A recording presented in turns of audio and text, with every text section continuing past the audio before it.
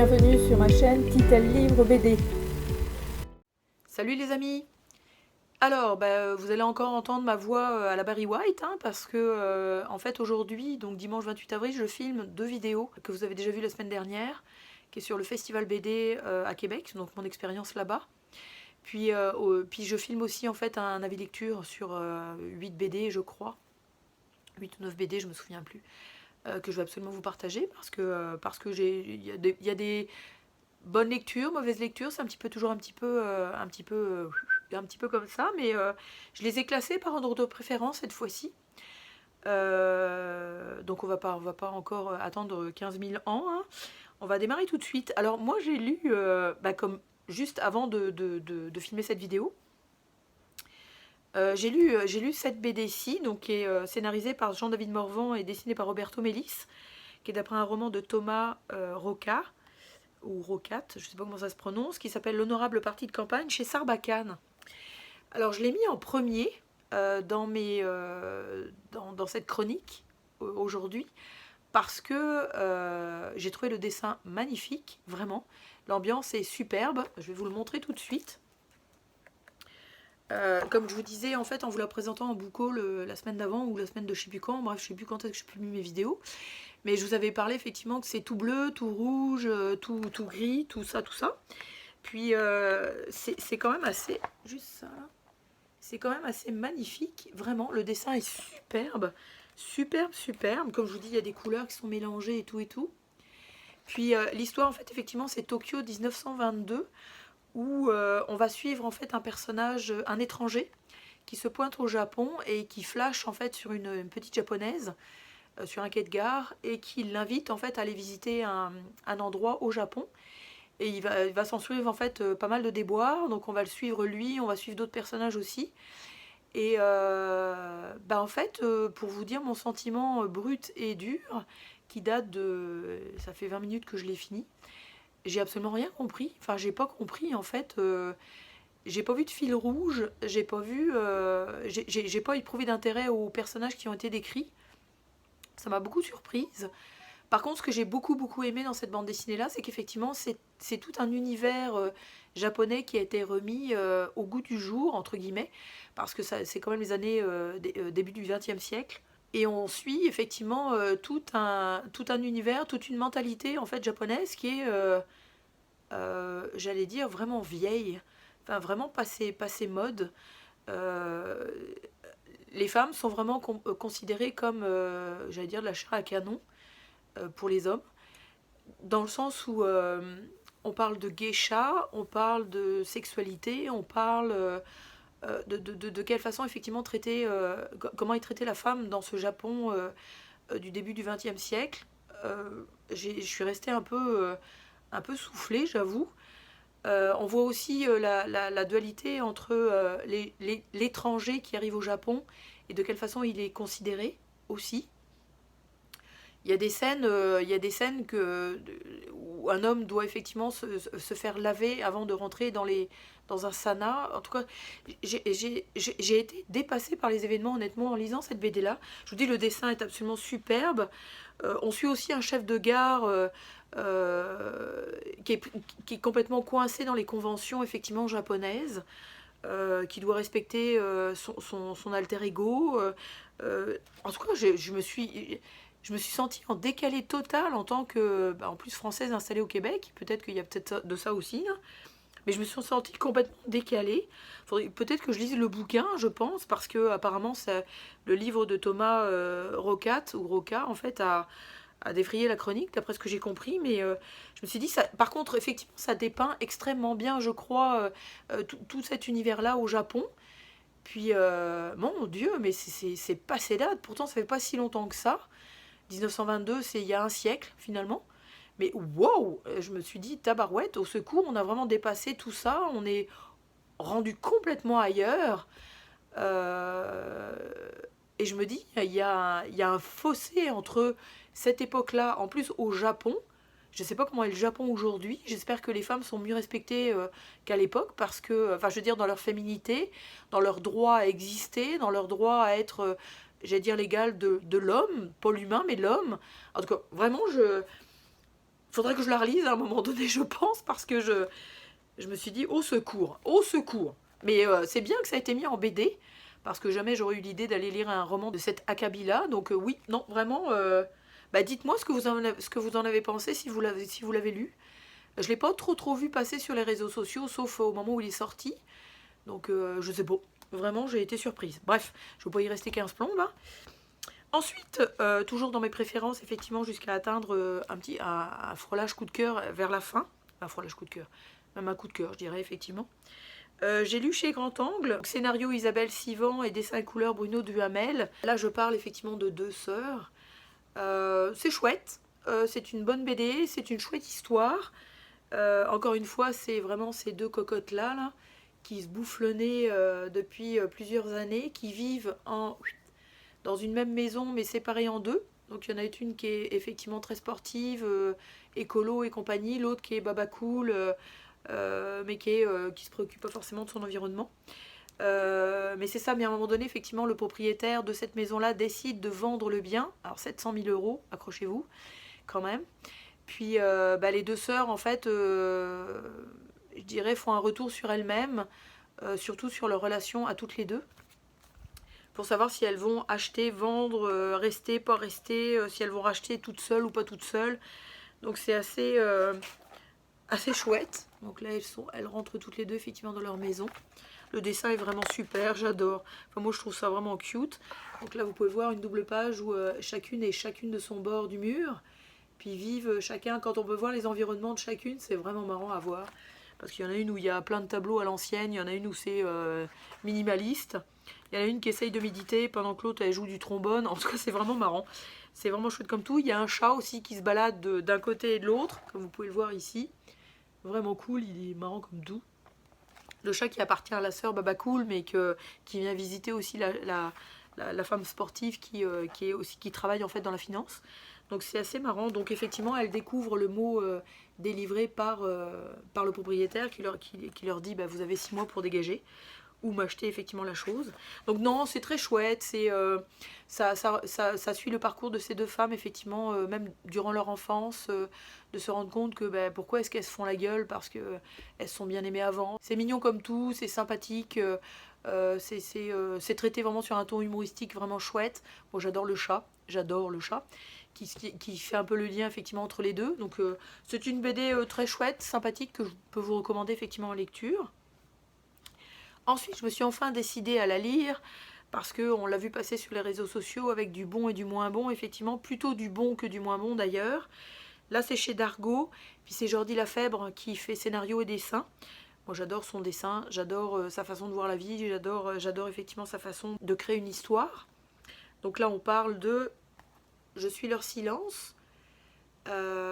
Chouette, moi j'ai bien aimé, j'ai vraiment bien aimé. C'est sûr que j'en avais entendu et lu beaucoup, donc j'avais quand même quelques attentes. Si j'avais pas lu et vu tous ces commentaires et tous ces trucs dithyrambiques dessus, probablement que j'aurais mieux aimé, je crois, parce que le personnage est truculent, le personnage donc elle s'appelle, je sais plus quoi, je me souviens même plus comment elle s'appelle. C'est un polar à Barcelone, le sous-titre. Puis, alors, comment elle s'appelle? Je me souviens plus. En tout cas, je ne sais même pas si elle a un nom, bref. En tout cas, j'essaierai de retrouver ça. Je vous le mettrai je vous l'inscrirai quelque part.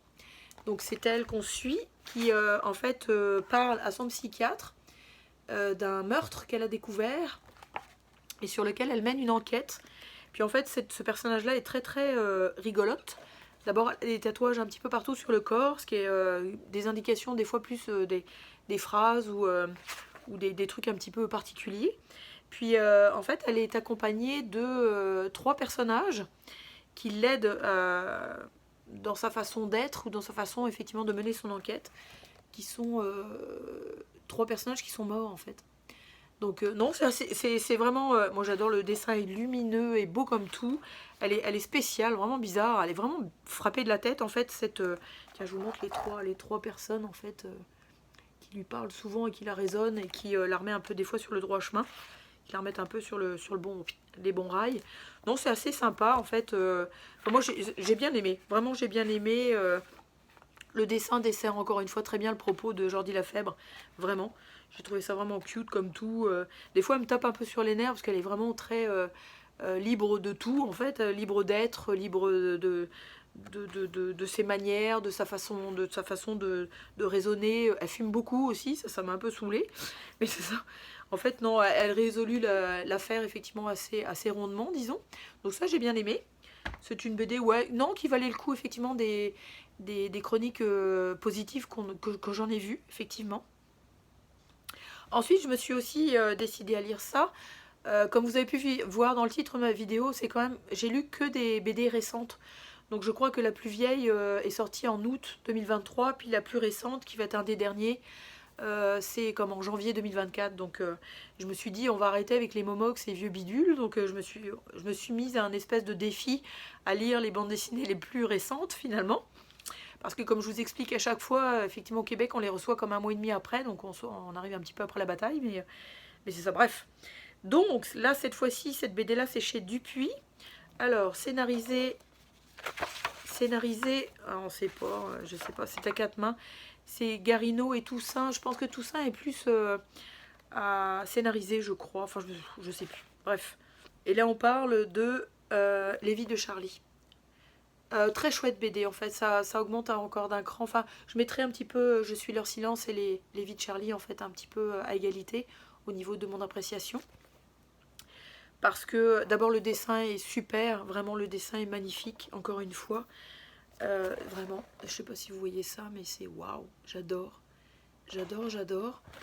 Donc on suit ce personnage-là, donc cute comme tout celui-là. Ce bonhomme-là en fait qui s'appelle Charlie, qui vit dans une usine qui s'appelle donc Recycle Éternel, avec un T majuscule. Et qui aide en fait les âmes à aller soit vers le paradis, soit vers l'enfer.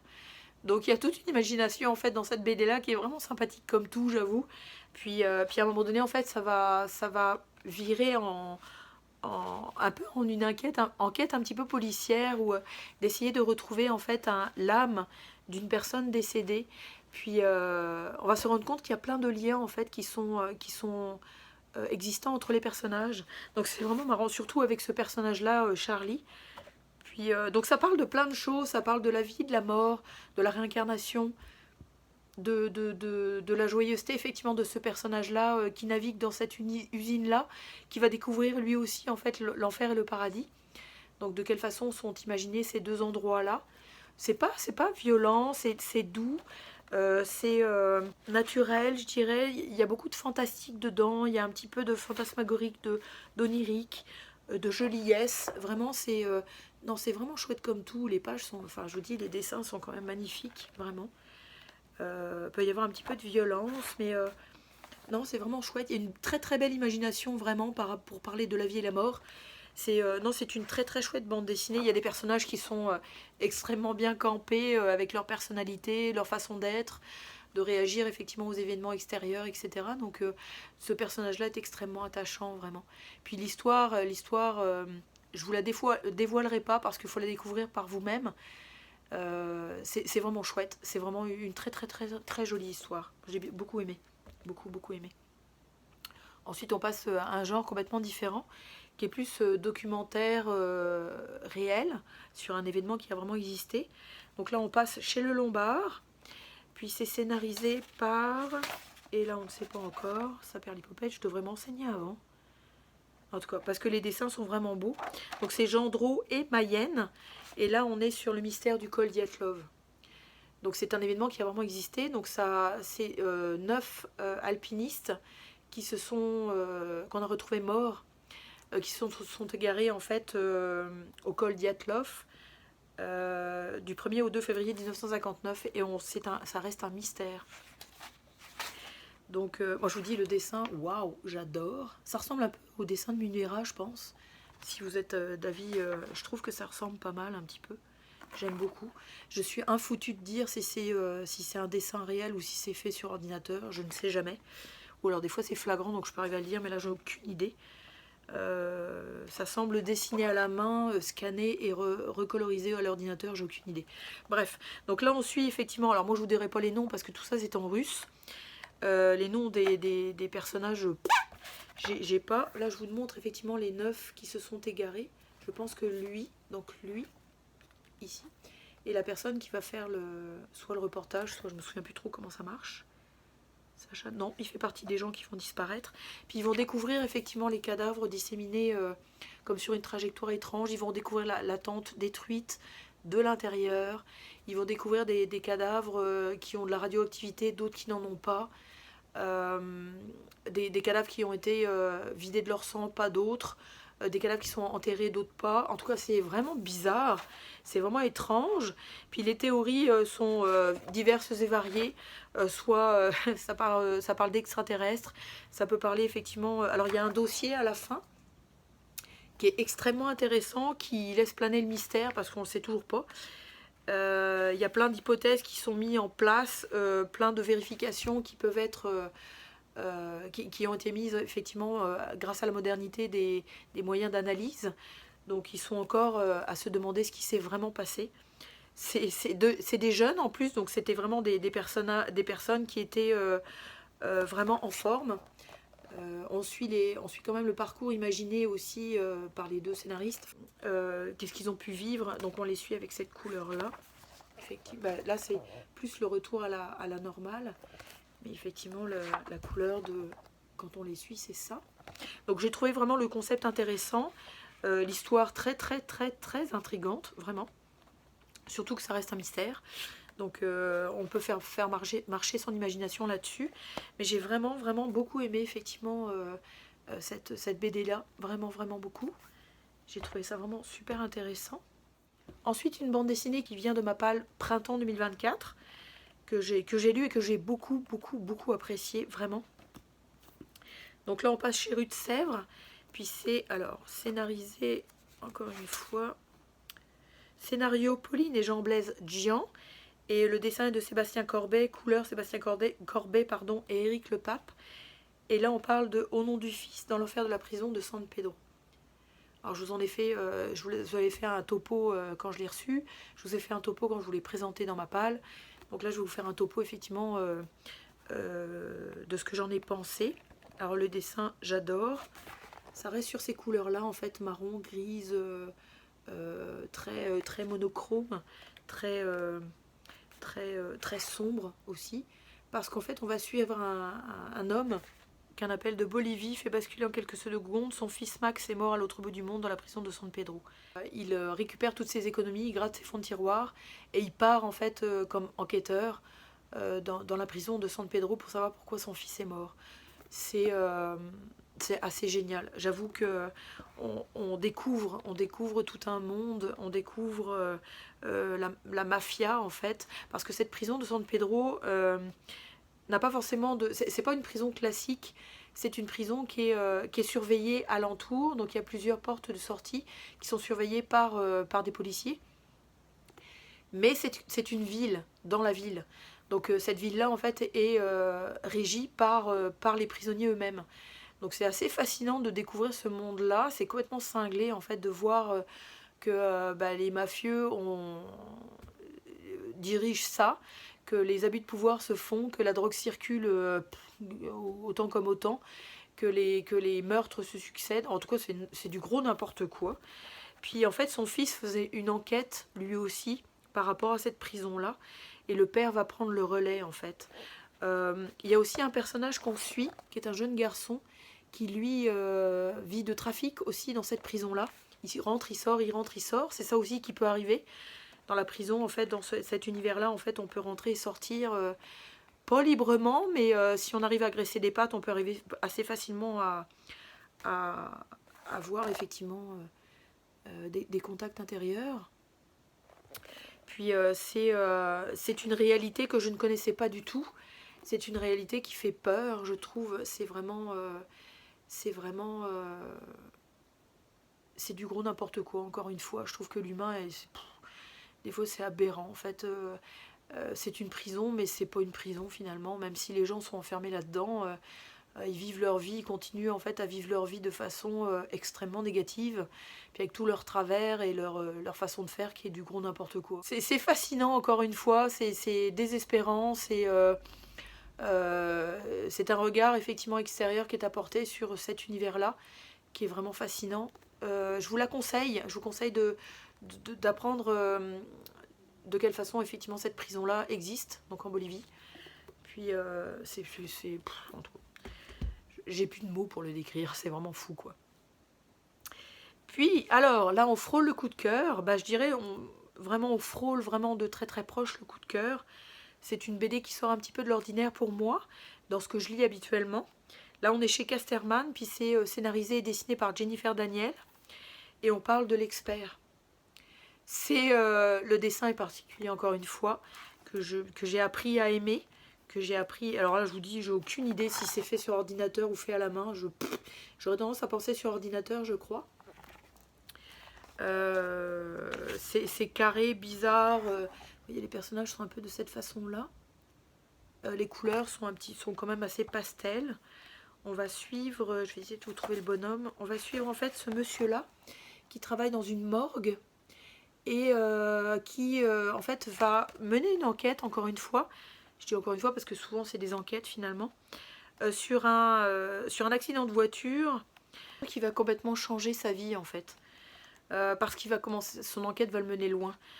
C'est un type qui est marié avec une femme en fait qu'il ne considère pas plus que ça. Il a aussi un fils qui est un peu paresseux puis qui a du mal en fait à avoir un petit peu d'ambition. Donc il y a tout cet univers là en fait de cet homme là qu'on suit, et on suit aussi son environnement effectivement au travail. Donc la morgue ça donne ça. Donc vous voyez que effectivement il y a comme un type qui il y a un respect sans avoir de respect effectivement par rapport au cadavre. On se rend compte qu'il a un lien extrêmement fort en fait avec la personne qui est décédée dans la voiture, qui est donc une jeune maman avec son fils. Donc c'est quand même assez triste, l'histoire est quand même très très triste, d'autant que le monsieur en fait, ce type en fait n'est pas très youpla boum en fait, effectivement parce qu'il travaille dans une morgue, puis qu'il n'a pas une vie extraordinaire ou très mirobolante. Mais il mène vraiment son enquête. J'ai trouvé les dessins vraiment intéressants. Je vous dis, ça a frôlé le coup de cœur parce que c'est une bande dessinée qui est proche de l'humain. Encore une fois, puis moi, comme à chaque fois je vous le dis, j'adore moi les gens. Et il y a des retournements de situation, il y a des rebondissements en fait qui sont assez surprenants de la part de cette autrice-là, qui tombe un petit peu, qui sortent un petit peu de l'ordinaire. Donc c'est vraiment vraiment chouette comme tout à suivre. Moi je suis vraiment, j'ai eu beaucoup d'empathie pour cette personne-là, effectivement, qui va jusqu'au bout de son enquête, qui veut aller vraiment aller trouver effectivement les coupables là-dessus. Puis ça se termine effectivement comme une vie humaine. Donc c'est vraiment, moi j'ai vraiment vraiment vraiment aimé, vraiment vraiment aimé. C'est surprenant, c'est quelque chose d'ordinaire mais qui est extraordinaire. Le dessin est assez particulier mais c'est intéressant. Donc c'est une BD que je vous recommande vraiment, vraiment fortement. Ouais, vraiment, ça fait du bien en fait, ça fait vraiment du bien. Et mon dernier, qui est en deux tomes, cette fois-ci, une fois n'est pas coutume. Je vous avais fait déjà, je pense, je ne sais plus si c'était un book haul ou une chronique, je ne me souviens plus du tome 1, mais j'ai acheté le tome 2 récemment et je trouve que les deux vont extrêmement bien ensemble. Là, on est chez Awa, collection, alors que je ne me trompe pas, Black River. Alors, c'est scénarisé par John Lees, dessiné par Dalibor Talajic, et c'est colorisé par Lee Lou Rach. Je commence plus à avoir plus de voix, je m'excuse, mais on va aller jusqu'au bout, c'est le dernier. Puis là, on parle effectivement de hôtel avec deux L. C'est hôtel, mais il y a une flèche qui mène vers l'hôtel, ce qui fait qu'on a l'impression qu'il y a deux L. Donc tome 1 et tome 2. Alors là, on est vraiment dans de la BD horrifique. On suit différents personnages qui atterrissent dans un hôtel qui est donc dirigé par cette personne-là. Et c'est complètement horrifique parce que y a des situations effectivement qui arrivent aux personnages qu'on suit. Donc dans le premier, je pense qu'il y en a 4 qui s'entrecroisent dans l'histoire. Donc c'est intéressant effectivement de voir le lien que les personnages peuvent avoir les uns avec les autres. Puis en général, les gens qui atterrissent dans cet hôtel-là, que je les lâche pas, atterrissent dans cet hôtel-là, en fait, c'est parce que l'hôtel les a autorisés à venir dans l'hôtel. C'est pas l'hôtel de Norman Bates, mais c'est un peu l'idée, effectivement, qu'il y a un lieu maudit dans lequel certaines personnes doivent résoudre des traumatismes, ils vivent des rêves qui sont absolument atroces, qui des fois se dégoulinent sur leur vie réelle en fait. Pour vous montrer quelques images quand même, je vais essayer de ne pas vous montrer trop de trucs dégueux que YouTube pourrait me... un truc hyper sanglant comme ceci par exemple. Ça peut être sanglant effectivement, donc des fois ça peut être un homme qui tue sa femme puis sa femme revient, ça peut être un écrivain qui écrit une histoire qui finalement se mêle au réel. J'ai trouvé que les histoires étaient super solides, vraiment intéressantes. Il y a des personnages qui sortent des tableaux pour les trucider les uns et les autres. Dans le deuxième aussi, en fait, il y a des clins d'œil au premier, donc c'est vraiment le fun. Même si ce sont de nouveaux personnages.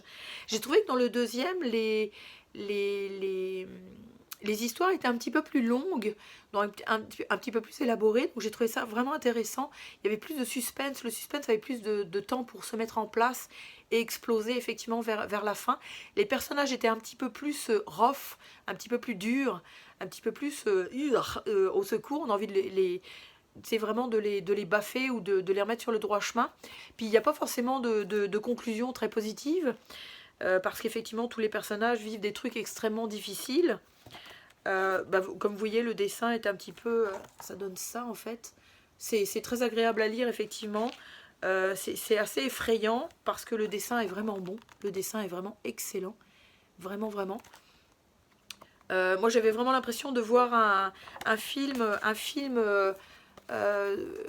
loin d'être une catégorie B, vraiment sur de l'horreur. Donc j'ai vraiment beaucoup apprécié ma lecture. S'ils en font un troisième, c'est sûr que je l'achète. C'est sûr que moi j'avais dit au premier en fait que la BD est quand même assez chère. Enfin nous au Canada on l'achète 28,95 sans les taxes. Donc ça tourne autour de 32 $. C'est quand même cher par rapport au petit format. Mais ça vaut vraiment le coup. Vraiment ils se sont vraiment amusés. Les scénarios sont béton. Les dessins sont vraiment excellents. Donc moi j'ai vraiment... Puis moi je suis une adepte de l'horreur. Donc j'ai vraiment beaucoup aimé ma lecture. Vraiment. Donc c'est une bande dessinée que je vous recommande aussi. Donc voilà pour ces avis lecture de BD récentes. Et pas de vieux machins sortis de Momox poussiéreux et qui sentent la naphtaline. Donc c'est ça, j'étais bien contente de vous montrer ça. Donc écoutez encore une fois, si vous avez aimé, n'hésitez pas à les petits pouces. Si vous avez l'envie de partager, n'hésitez pas, même si je ne sais pas où ça part. Je vois qu'il y a des gens qui partagent, mais je sais pas, j'ai aucune idée où ça s'en va. Puis encore une fois, abonnez-vous, on frôle les 400 à l'heure où je vous parle, donc fin avril. Ça fait pas tout à fait un an que j'ai ouvert ma chaîne, donc c'est le fun, c'est le fun. Et puis encore une fois, je vais vous souhaiter d'excellentes lectures BD, et je vous dis à très bientôt. Salut!